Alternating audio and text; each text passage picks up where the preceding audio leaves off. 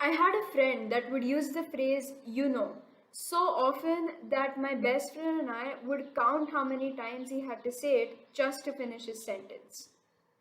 This game was fun while it lasted, but we were quick to realize that all of us have different styles of using these kinds of phrases.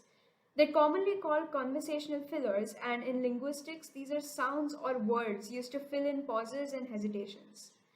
We've been exposed to these since we were born, and a little research will tell you that kids start to recognize and respond to these from the age of 2. This is even before we start to become proficient in our mother tongue. So these have always been around, and although we might not think of them often, they form an integral element of conversation as well as our identity. Consider a world in which no one ever used any filler words, no pauses or hesitation in their speech.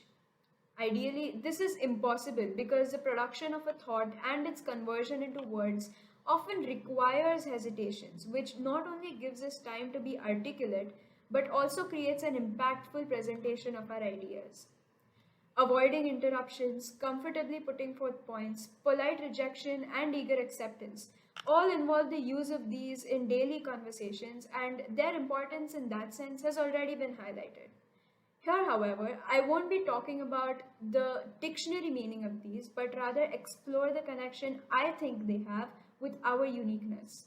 I'm convinced that their function goes beyond just filling our pauses. Thus, these aren't always a sign of linguistic importance and affect us in ways that we might not even have imagined.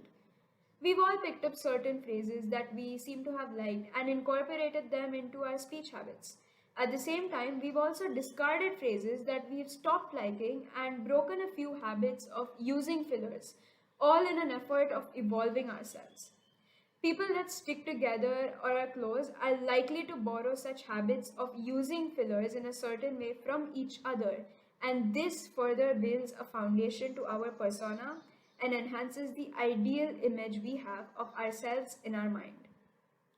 Let me ask you to perform a simple activity. Clasp both of your hands together like this and note which thumb you have on top. Now, reverse the clasp and take your other thumb on top. Does it feel weird to be doing this? All of us have a preference over which thumb is to be on top, and that doesn't change. Only about 1% of the population is said to have no preference. In the movie G.I. Joe, Lady J uses discourse markers and body language gestures to figure out whether their president is an imposter or not. She pulls up speeches by the president at different intervals of time and analyzes them. She says that between August 9th and August 19th, the president stopped using and kind of and started using I mean and sort of. But that's not all. Supper became dinner. Soda became pop. She also notices the way his fingers are clasped and points out that between two different press conferences, the president's preference changed from left thumb on top to the right thumb on top. Then she adds that the same person never does this differently. It just feels wrong. What if the president isn't the president? Just like clasping your fingers the other way around seems weird, using a different filler word than usual would seem weird. And that is because we're not only accustomed to them, but have also adopted fillers according to our personalities. Fillers can be used as a potential social and personality marker. For example, we've all experienced the overuse of filler phrases when we feel nervous or anxious, and we've also adapted different fillers as we feel complements us best. It's hidden in these little you knows and likes that a major part of our individuality lies. So, what does a filler word tell about you? It's not in the usage of the word or phrase per se, but the way in which it is practiced. The same word can be used as a filled pause or a discourse marker or both at a time. We all may use similar types of words such as kind of or like, which are popular and conventional. However, the ways in which we use them are different. The frequencies of occurrence, the tonality of our voices, the position of phrases are significantly different for each of us, and that gives us a type of individuality which is not encoded merely in our looks or actions. I'm deeply influenced by external factors such as movies, books, and other people, and all of that reflects in the way I speak. As I like to think of it, the way we talk is an aggregation of our influences. I admit to have subtly changed my behavior and even the way I talk to become well acquainted with people or groups that I wanted to be with. This can also go all the way to fictional characters or role models that we admire, and I'm sure we can admit to have picked up certain phrases that can be considered as conversational fillers from them. So we may or may not realize it, but many times the filler words that we use are likely to be adapted from other people or experiences. And therefore, the influences that others have on us can also be investigated very well by looking at the type of discourse markers that we use. And this can contribute to predicting possible patterns of behavior that are likely to occur about a person with a certain mindset. Think about it.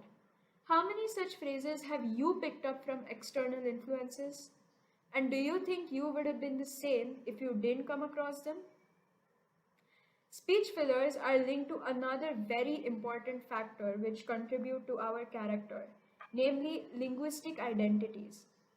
Linguistic identity is your identification as a speaker of different languages, and for multilingual people, it constitutes a major portion of our personality from the cultural point of view.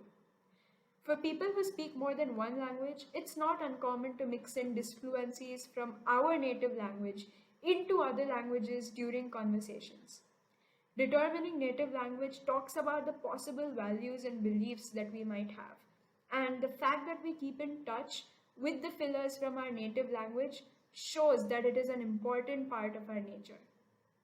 So, the next time someone assesses your ethnicity and pinpoints it correctly, you probably know why. The patterns of our speech have been under investigation for a long time, and the findings have proven to be useful in unearthing human behavior. Just as our body language holds many secrets to our disposition, I believe that our use of speech fillers does too. Thinking about how and why someone uses them and from where they get it from can help understand that person's makeup. This brings to mind a quote by Desmond Tutu: "A person is a person because of another person." So the next time you come across such seemingly arbitrary pauses, you'll know that maybe these aren't all that arbitrary. And maybe they aren't just random errors in conversation, but can be considered as personal signatures that are systematic in nature. So tell me, can you read personality types? Well, after some careful assessment of conversational fillers, you just might. Thank you.